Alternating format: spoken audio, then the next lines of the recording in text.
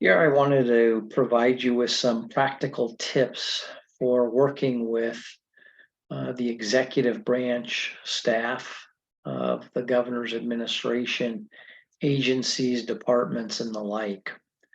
I've spent the last few weeks talking with staff from executive branch state agencies and departments, and they've got a number of practical tips for working with the staff of the governor's agencies and departments. Now, while some of these recommendations may seem obvious, many of them bear repeating. So, the following are some of the suggestions that have been shared with me these past few weeks. Always identify the client you're engaging on behalf of. It's important to engage early with the executive branch. For example, if you know you're going to run legislation on an item that will impact an agency or department, begin outreach in the fall. Larger state agencies and departments may have hundreds of bills that they're looking at during session, and so early engagement will be helpful to you and the executive branch entity as well.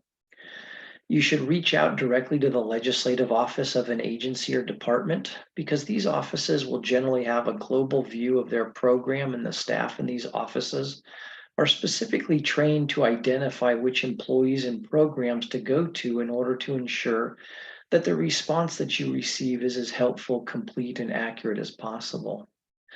When setting meetings with the legislative offices of the executive branch entities, be transparent in your requests. And you need to appreciate that setting a meeting, particularly at certain times of the year, can be particularly challenging due to the high volume of legislations being reviewed, the limited availability for subject matter experts who are executing programs, and of course, the fact that there are often multiple meeting requests. Now, in order to ensure that your meeting is as productive as possible and that all needed subject matter experts are in attendance for your meeting, again, be clear and transparent about the purpose of the meeting and about what information you're hoping to get from the meeting. For example, it's helpful that an agenda or bulleted list of questions are to be provided. And this way, even if a meeting's not possible, the departments can work to provide you with written responses if helpful or appropriate. Be aware again of timing. For example, departments may be able to answer technical questions about how programs, for example, currently function early in the calendar year. On the other hand, most feedback regarding the impact of the bill itself is more likely to occur after the first policy committee hearing.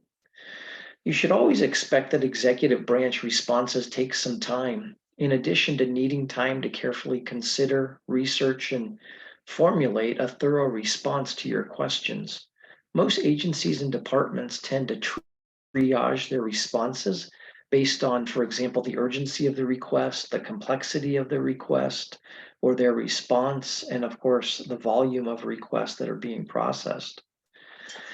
You'll definitely benefit by giving an executive branch entity as much lead time as possible. And again, understand that despite the staff's best effort, you may not receive a response on your timeline. Keep in mind, too, the state budget and what's happening. For example, when formulating or advancing a request, you're advised to check to see if it's ancillary, duplicative, or in conflict with any administration proposal. And in the same vein, if you're advancing a proposal with a large fiscal impact, for example, you need to determine the funding source and the mechanism to be used. Now, appreciate that providing technical assistance by the executive branch entities does not indicate a position on your particular bill or request. In other words, technical assistance is language that the department or agency will need in order to implement a bill if it were to become law. But providing this technical assistance shouldn't be taken as support for your bill. Working through the legislative director of the department or agency is key, even though policy staff are very often quite knowledgeable.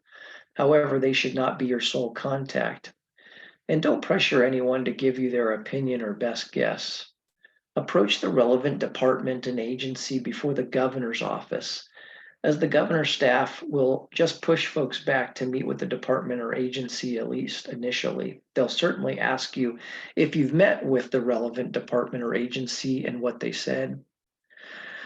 Again, communicate with the legislative deputies in those departments on your bill ideas or proposals early in the process so that technical assistance can be provided before the bill's drafted. Keep the communication going as the legislation moves through the legislative process, and be open to working together on solutions using the technical assistance that's provided by the department or the agency staff. Also, don't take the phrase "that's interesting" as agreement that the legislation is a good idea, and don't expect anyone to fix your bill. Even if technical assistance is provided, that only makes the bill implementable, not necessarily good policy. By the way, don't tell committee consultants that the administration supports your bill language without an authorized position. That's not your job to do. Be patient as department and agency staff work through their lengthy internal process to reach an approved position.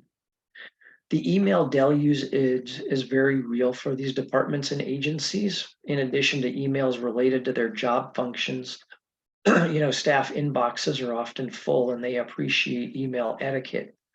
Your email should provide a clear subject line, put emphasis on the important points, make the ask clear, and put all relevant info in the body of the email. In fact, don't include attachments unless they're absolutely imperative. Now, as a general rule, start the meeting off with what your ask is so that the staff don't have to figure it out while you're talking to them. Put all your cards on the table and have honest discussions.